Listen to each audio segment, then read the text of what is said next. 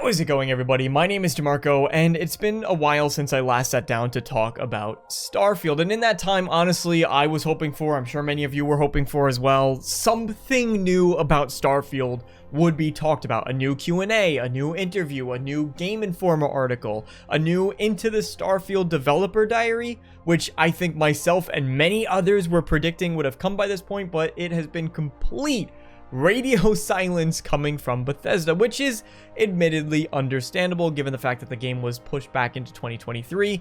The next time we'll probably hear anything Starfield related is either leading up to or at the Game Awards this year, but it's given me plenty of time to go back, really sit down and digest every single detail about the Starfield gameplay demo, what we learned from it, and equally as important, what we didn't learn from it, what details were obscured or hidden or not fully addressed that we're still left wondering. And today I want to go through a couple of those major questions that we still don't have answered, in the hopes that the next time Bethesda decides, or Todd Howard, Pete Hines, whoever decides to sit down and talk Starfield, we get some answers to some of these big questions.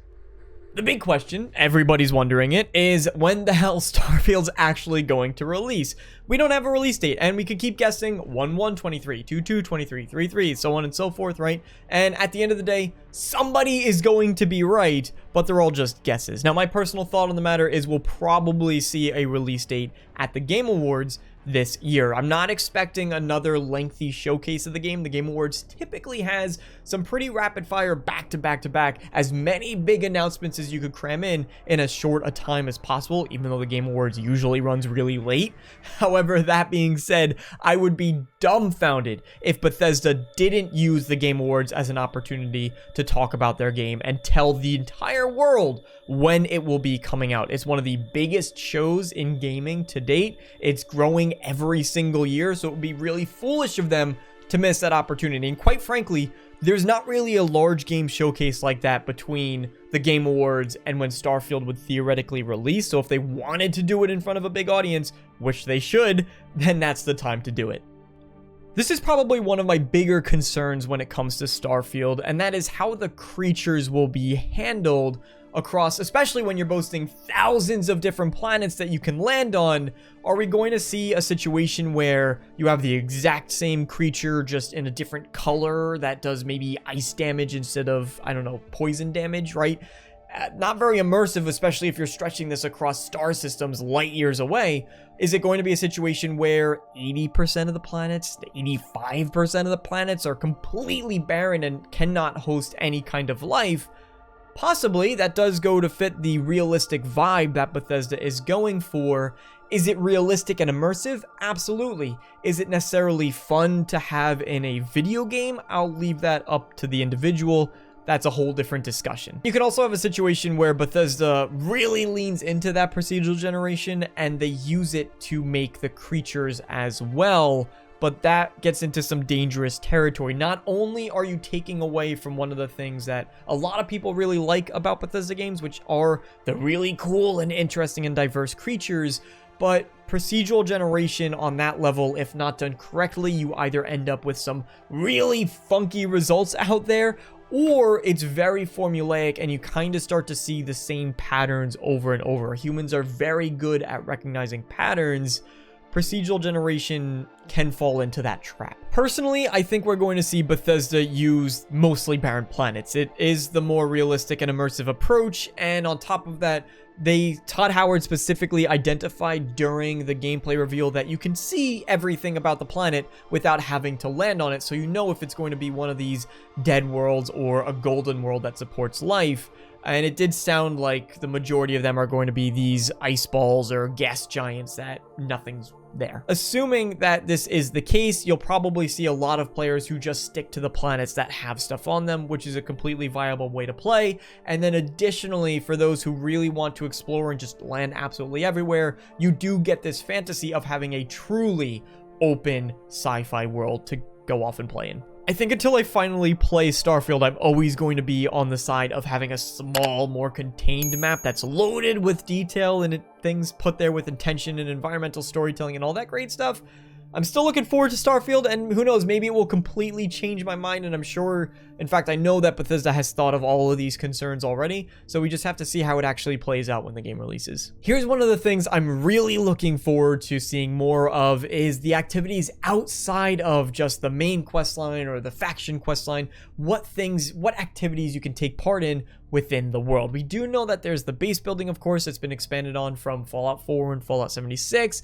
In addition, there's also, you could probably bust up some smuggling operations. You could take part in some ship combat and maybe stop some pirates and smugglers, or be a pirate or a smuggler yourself, which is kind of cool. It helps really flesh out this sci-fi open world's fantasy, so I'm looking forward to those things.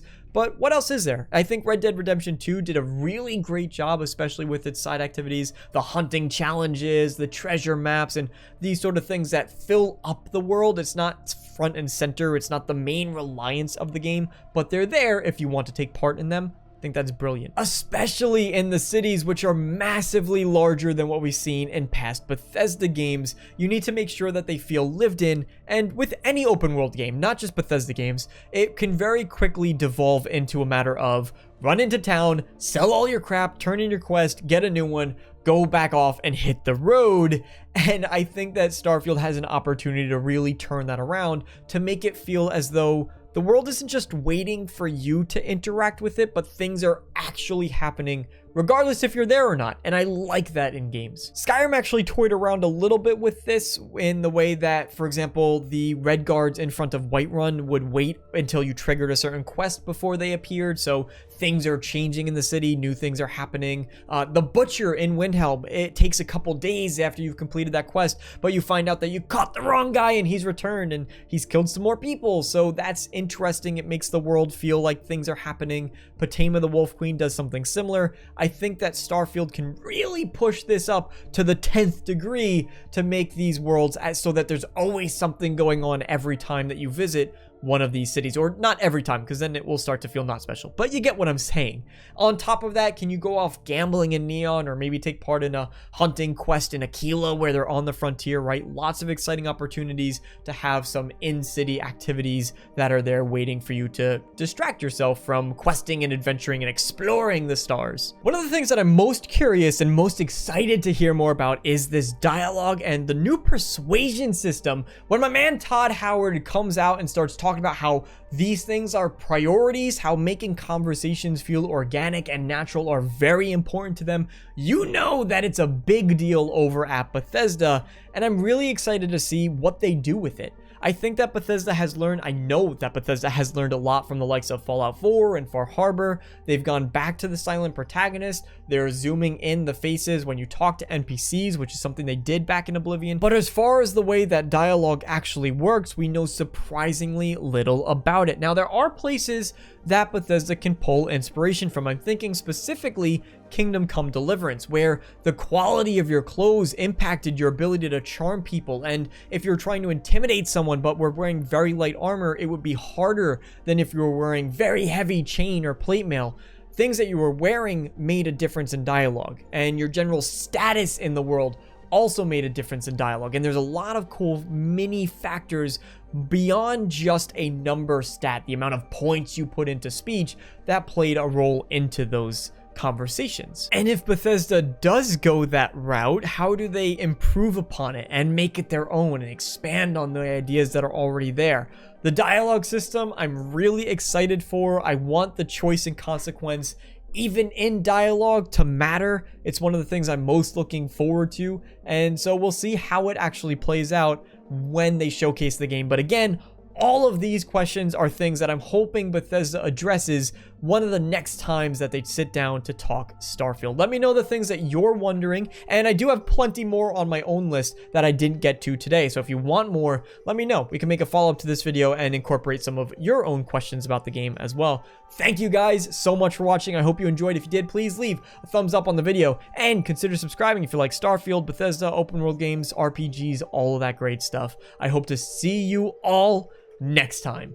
So long, everybody.